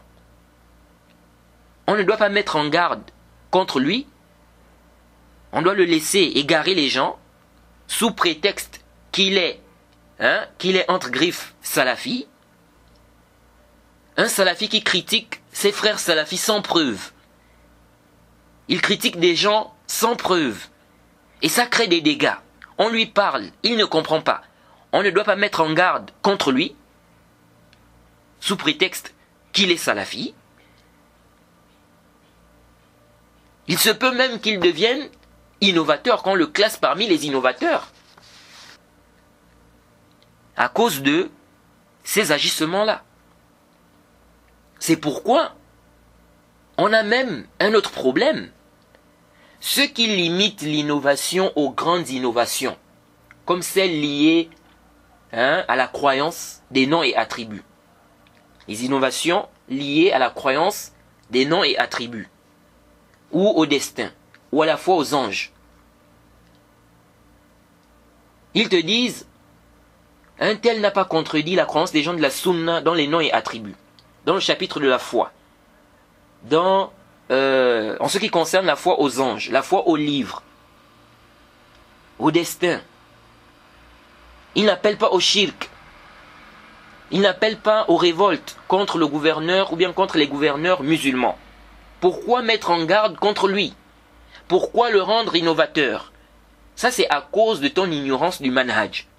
C'est quoi l'innovation? Ash-Shatibi a dit quoi?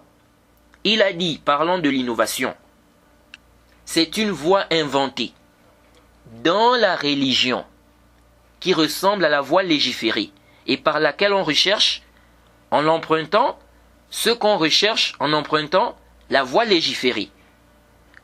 Ou encore, par laquelle on recherche une exagération, un plus dans l'adoration. Il a dit c'est une voie inventée dans la religion. Il n'a pas restreint ça à l'innovation liée au chapitre des noms et attributs, au destin, à la fois aux anges, aux livres. C'est général. Ibn Rajab dit quoi? Ibn Rajab dit dans Jami' al-Ulum wal-Hikam, tome 1, page 266, il dit فَكُلُّ مَنْ أَحْدَثَ شَيْئًا وَنَسَبَهُ إِلَى الدِّينِ وَلَمْ يَكُنْ لَهُ أَصْلٌ مِنَ الدِّينِ يَرْجِعُ إِلَيْهِ فَهُوَ ضَلَالَةٌ وَالدِّينُ بَرِيءٌ مِنْهُ وسواء في ذلك مسائل الاعتقادات أو الأعمال أو الأقوال الظاهرة والباطنة. Il dit, tout celui qui va innover une quelconque chose et qui va l'attribuer à la religion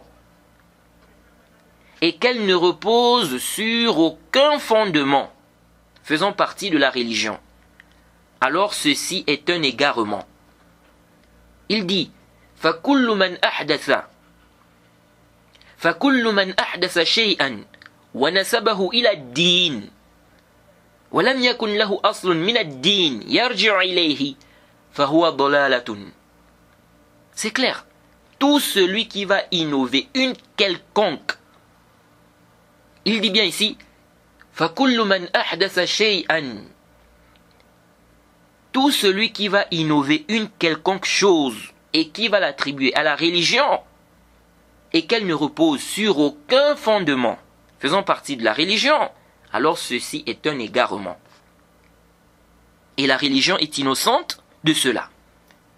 Que cela soit dans les questions de croyance ou que cela soit dans des actes ou des paroles apparentes et cachées.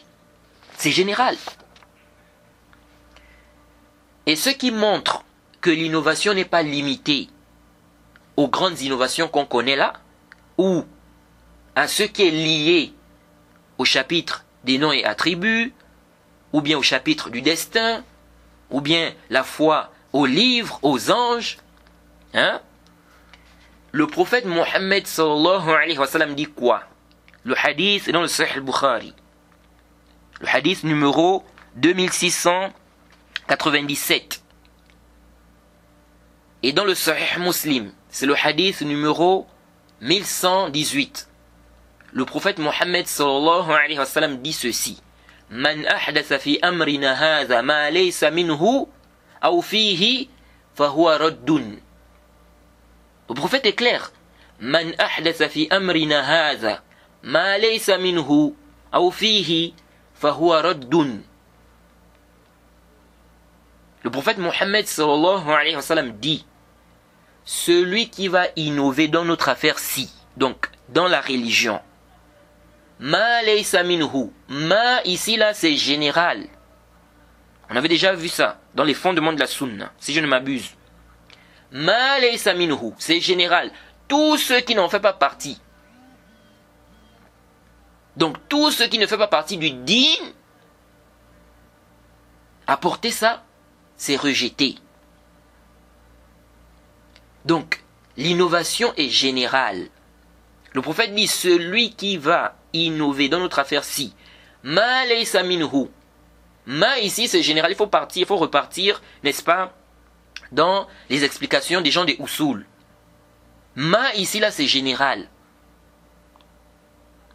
Ma laysa minhu. C'est pourquoi ce hadith réfute aussi ceux qui disent qu'il y a des bonnes innovations.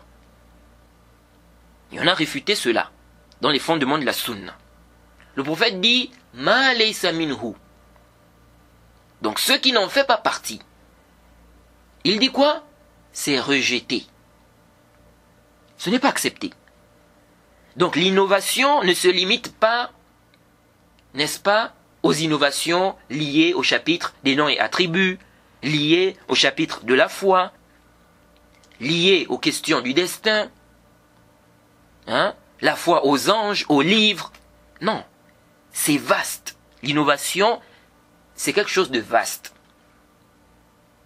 Vous voyez, que ce soit dans la croyance ou des fondements. Les gens comme les Halabi, Al-Halabi, les Abul Hassan, les Falih al-Harbi, qui ont apporté, n'est-ce pas, qui ont innové dans la religion en apportant des fondements qui sont complètement batila, qui n'ont pas, n'est-ce pas, de base. Lorsque vous voyez certains gens de science qui ont fait le tabdi' de ces gens-là, vous pensez que c'est à cause de quoi? C'est parce qu'ils ont vu que ces gens-là ont innové dans le din. Ils ont apporté des règles, des fondements qui ne reposent sur aucune preuve. Et ils ont persisté en philosophant. Vous voyez? Donc lorsque quelqu'un vient dire, est-ce que Falih al-Harbi a des innovations dans les noms et attributs, dans le tawhid al-Rububiyya, est-ce qu'il appelle au shirk? Est-ce qu'il insulte les compagnons? Il n'a rien compris au sujet de l'innovation. Le tabdi', ceux qui veulent limiter le tabdi' à ce genre d'innovation ou ce genre d'égarement sont en train de suivre une voie très dangereuse. L'innovation dans le din est plus vaste. Les chiites que vous voyez là, vous pensez que ces chiites-là sont en désaccord avec les gens de la sunna sur tous les sujets? Non.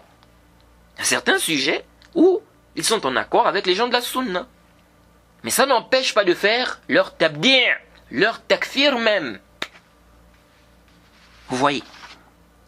Donc c'est clair.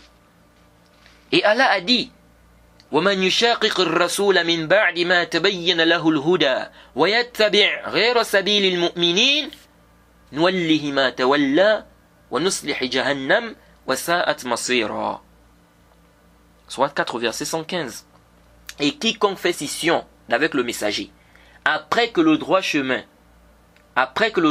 lui est apparu, et suit un sentier autre que celui des croyants, alors nous le laisserons comme il s'est détourné et le brûlerons en enfer ou dans l'enfer. Et quelle mauvaise destination. C'est général ici. Il n'a pas dit juste dans les noms et attributs, dans les questions de shirk, dans, n'est-ce pas, les questions liées à l'obéissance au gouverneur. Non, c'est général. Les salafs sont unanimes sur la question du hajr, le boycott envers les innovateurs. Toi, tu contredis cela. Tu n'es pas d'accord. Tu défends même les innovateurs. On te voit avec les innovateurs. Ça suffit pour te rendre mubtadi'. Ça suffit pour te rendre innovateur. Même si tu es d'accord avec nous dans le chapitre des noms et attributs, dans le chapitre de la foi. C'est venu dans la croyance des deux Razi. On a posé la question concernant la croyance des gens de la Sunna. Et ils ont répondu par rapport à ce sur quoi ils ont trouvé les gens, n'est-ce pas, de la Sunna. Les savants des différents pays, des différents endroits, Hijaz, etc. Ils ont cité la croyance. Et dans ce qu'ils ont mentionné, ils ont dit, celui qui doute au sujet de la parole d'Allah, il s'abstient en doutant, en disant, je ne sais pas si la parole d'Allah est créée ou incréée. Ils ont dit quoi? Fahuwa jahmi. C'est un jahmi. Wa man waqafa fil Qur'an jahilan. Jayd. Celui-là qui va s'abstenir. Celui qui va s'abstenir au sujet du Qur'an en étant ignorant. Ullima. Wa buddi'a. Wa lam yukaffar. Ils ont dit, on lui enseigne, on fait son tabdi', mais on ne le rend pas mécréant. Ils n'ont pas regardé ici, est-ce qu'il est en accord avec nous dans la question de l'obéissance au gouverneur, dans, n'est-ce pas, le chapitre du destin, etc. Non. Vous voyez, les salafs classaient même les gens comme étant des gens de l'innovation, rien qu'à cause du fait qu'ils dénigrent des savants unanimement reconnus comme étant des savants de la sunna. Lisez le Sharh al-Sunnah de l'imam al-Barbahari. Et je pose une question. Ceux-là qui veulent restreindre le tabdi' aux grandes innovations comme les innovations liées aux noms et attributs, ou bien les innovations liées à la question de l'obéissance au gouverneur, ou des innovations liées, n'est-ce pas, à la croyance au destin, ou bien aux livres, ou aux anges, hein, ou dans le chapitre de la foi, je pose une question. Si quelqu'un dit, on ne doit plus réfuter les innovateurs, ni s'écarter d'eux, on doit délaisser cela. Et on doit plutôt travailler avec les innovateurs, rester avec eux, les défendre dans leurs innovations. Si vous avez vraiment de la science, Jade, vous n'êtes pas censé douter du tabdi' d'une telle personne. Vous allez nous dire que cette personne-là est salafi. Donc, ça c'est dangereux. Vraiment les frères, c'est très dangereux. C'est très très dangereux. Les gens veulent limiter le tabdi' à certaines questions. Il faut faire très attention. C'est pourquoi, lorsqu'on dit qu'un tel est un hizbi, un mubtadi', un innovateur, certaines personnes prennent cela à la légère. Il n'a pas des innovations dans le chapitre des noms et attributs. Il n'a pas donc des noms et attributs d'Allah. Il n'a pas des innovations dans le chapitre du destin. Il n'appelle pas aux révoltes contre les gouverneurs musulmans. Il n'a pas des innovations dans le chapitre de la foi. Il n'a pas, mais pourquoi on fait une mise en garde? Pourquoi on fait un tabdi'? Tu n'as rien compris. Tu n'as rien compris. Il marche avec des innovateurs. Il défend des innovateurs. Et il combat même les gens qui le réfutent par rapport à ces choses-là. Ça te fait sortir de la sunna. Tu deviens mubtadi'. Même si tu es d'accord avec nous dans le chapitre des noms et attributs. Même si tu es d'accord avec nous, n'est-ce pas, dans d'autres questions. Ou dans des grandes questions liées à la croyance. Cela n'empêche pas de faire ton tabdi'. Donc il faut faire attention. L'innovation est vaste. Les gens qui viennent avec des fausses règles, des faux fondements, ils attribuent ça au din. Parce que la personne adore Allah avec ces règles-là. La personne adore Allah avec ces principes-là, ces règles-là. Elle est en train d'innover dans le din. Elle vient avec des règles qui n'ont aucun fondement. Ce n'était pas connu des salafs. Ça n'a aucun fondement. Et ce n'était pas connu des salafs. Quelqu'un vient avec ça, dans le din. Et la personne même fait le wala wal bara basé sur ces fausses règles et ces faux fondements qui n'ont ça n'a aucune base. La personne est en train d'innover. Le prophète a dit Man ahdatha fi amrina hadha ma laysa minhu. Tu es en train d'apporter la bid'a. Quelqu'un qui vient avec des fondements qui n'ont aucune base. La personne innove des règles, des principes, qui ne reposent sur aucune preuve, qui n'étaient pas connus de nos salafs. Et la personne fait même l'aveu et le désaveu sur cela. La personne est en train d'introduire des innovations dans le din. Vous voyez? Quelqu'un comme ça, on ne doit pas faire son tabdi', non? On doit toujours dire que la personne est salafi, peu importe les règles, les fondements que la personne va inventer dans le din, tant que la personne est d'accord avec nous dans le chapitre des noms et attributs, dans le chapitre du destin, dans tel chapitre, dans tel chapitre, dans tel chapitre. Ça c'est dangereux, c'est vraiment... C'est très dangereux, c'est encourager la destruction du din.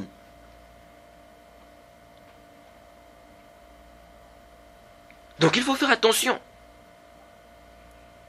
Il faut vraiment, vraiment faire attention. Ça c'est un point qui est important les frères. Certaines personnes ne comprennent pas. Lorsqu'on dit tel prédicateur de France est un hizbi, c'est un sectaire, c'est un mubtadi'. Ils ne comprennent pas. Mais on ne voit pas que ce prédicateur-là a insulté les compagnons. On ne voit pas que ce prédicateur-là a des égards au monde dans le chapitre des noms et attributs. ce prédicateur-là n'appelle pas au shirk. Mais c'est quoi? Pourquoi on dit qu'il est mubtadi'? Parce que tu n'as pas bien compris. Donc il faut faire très très attention. Hein? Lorsque les gens comme Falih al-Harbi inventent des principes, des règles qui n'ont aucun fondement, qui s'opposent même à la voie des salafs. Si des savants font leur tabdi' parce qu'ils ont persisté, ils n'ont pas écouté les conseils. Toi tu viens, tu dis, est-ce qu'ils ont des égarements dans les asma sifat? Est-ce qu'ils ont des égarements dans ceci? Mais ces principes et ces règles inventées là, ça cause des dégâts dans le dîn. Ça égare des gens. Et ils le font, quand ils mettent ces principes là, ils adorent Allah avec. Ils attribuent ça au dîn.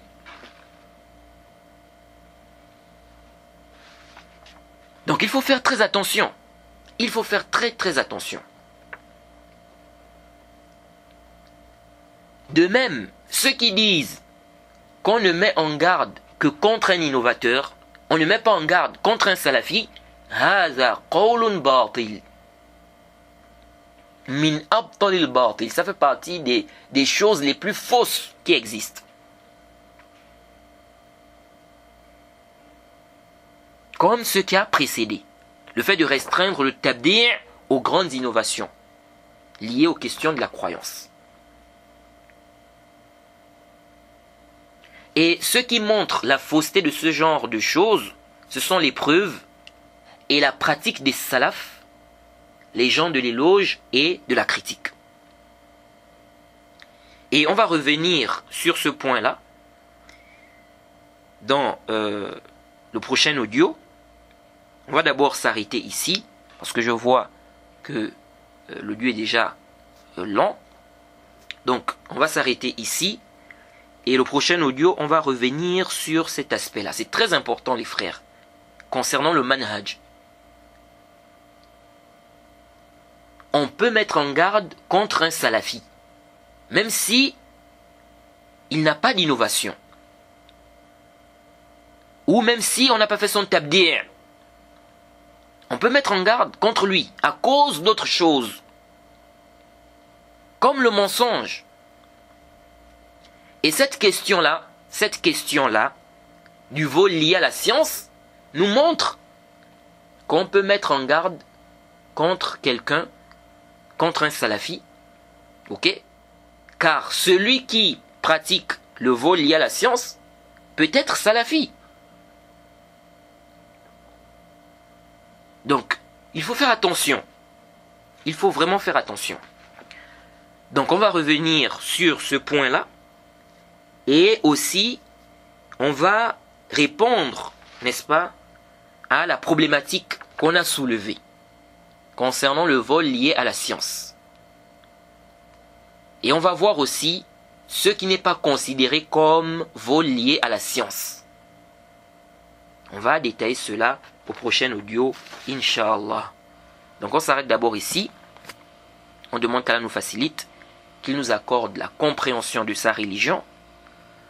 Wa subhanaka lahumma wa bihamdik wa ashhadu an la ilaha illa anta astaghfiruka wa atubu ilayk.